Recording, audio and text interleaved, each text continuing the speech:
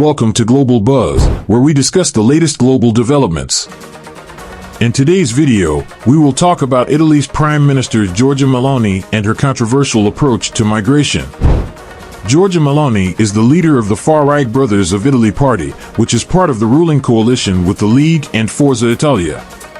She became the first female Prime Minister of Italy in October 2023, after the previous government collapsed over a budget dispute.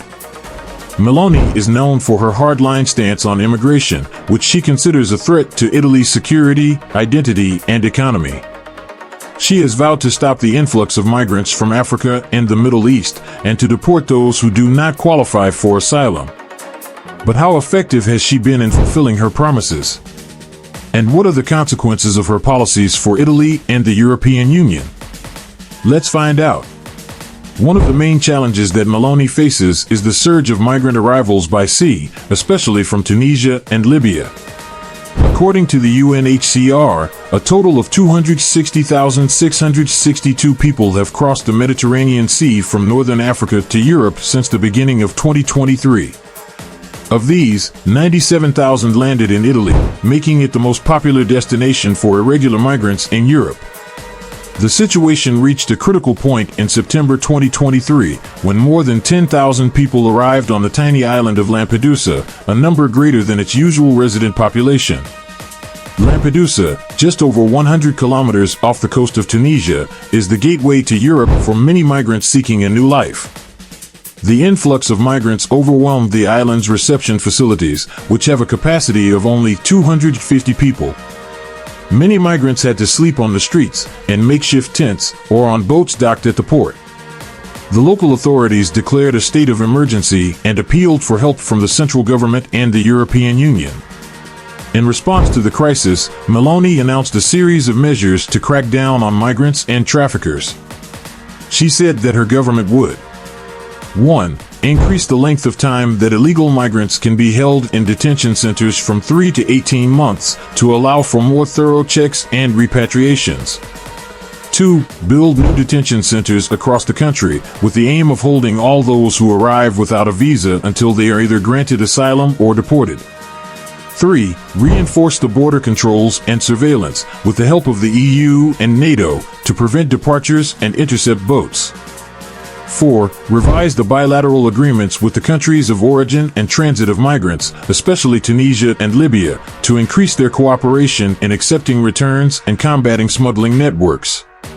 5. Introduce a new deportation decree, which would make it easier to expel migrants who commit crimes, pose a security threat, or violate the rules of their stay. Meloni said that these measures were necessary to send a clear message to would-be migrants and to protect Italy's sovereignty and interests. She also blamed the previous governments and the EU for failing to address the migration issue effectively and fairly. She said, "The battle against immigration is an epical battle for Italy and Europe."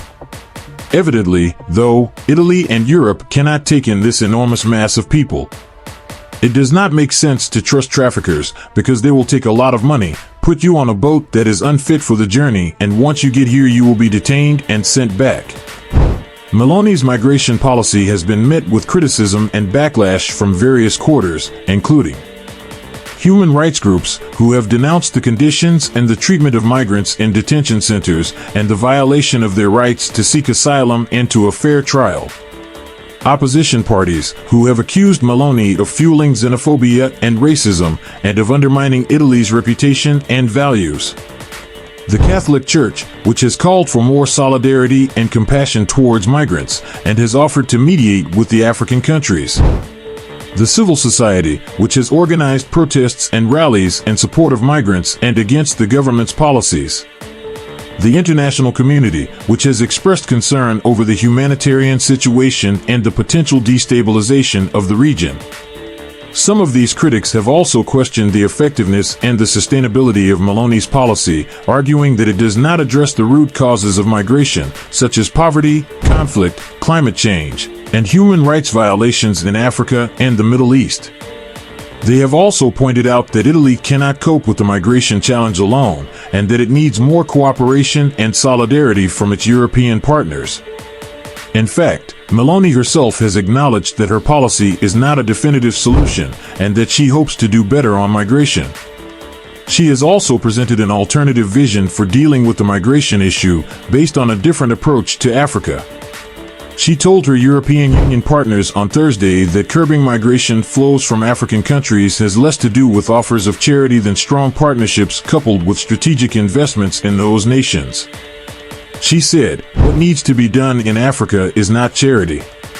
What needs to be done in Africa is to build cooperation and serious strategic relationships as equals, not predators."